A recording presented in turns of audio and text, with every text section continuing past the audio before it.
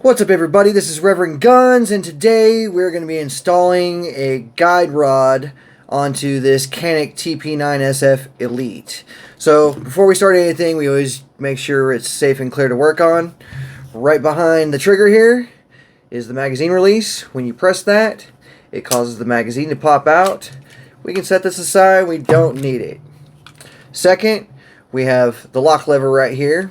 So when you pull back on the slide, you push the lock lever up, and that will lock the slide into place.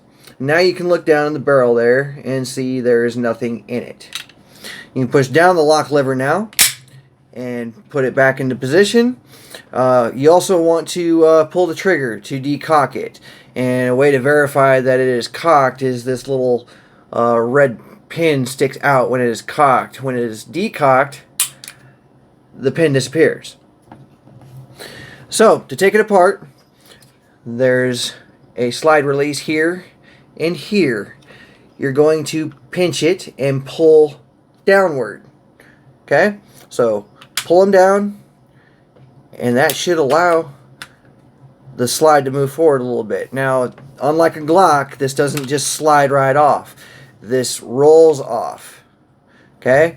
And you'll notice there's a little black mark right here. This is where you put it on and roll it off. So remember that when we go to put this back together. Now that we've got the slide off, we will remove the existing guide rod. You want to compress it and slightly lift up. That will allow you to take the guide rod out. We're going to take our new guide rod from Galloway Precision. We're upgrading from a 19 to a 22 pound. They offer 3 poundage types. You can get the 20, the 22, or the 24. I opt with the 22 because I'm just trying to eliminate some recoil. I would go 24 if you're using high power loads. Especially if you're hand loading, but just for everyday, pretty much covers everything. The 22 pound should be very effective on reducing recoil. So let's take that out of the bag here.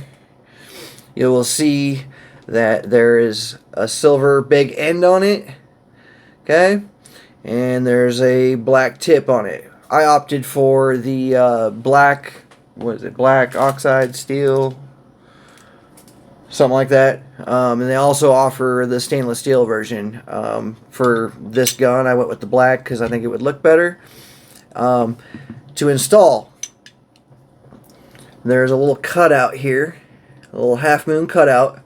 That's where the silver head of the guide rod is going to fit, right in there. Okay, the little black tip is going to go into this hole right below the barrel. Okay, so stick it in the hole and now compress it and set it in that little half moon cutout. There we go. Should look a little something like that. See that? Should be level with the frame or the slide. Okay, and we are now done. We can put it back together. On the back of the slide here, there's a couple little notches. Those notches line up with the little ends here on the frame. You just stick it on in, or I'm sorry, this is not done that way. Not a Glock. My bad. So yeah, we're going back to this black square. Okay, and you just set it on there. Just set it on and push it back. It's now locked into place.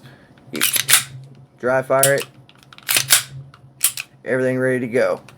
So that is everything we do to replace the guide rod on a Canik TP9SF. Again, this is the 22 pound guide rod, the black, from Galloway Precision. If you have any questions or comments, let me know in the comments, and we'll see you next time. Thanks.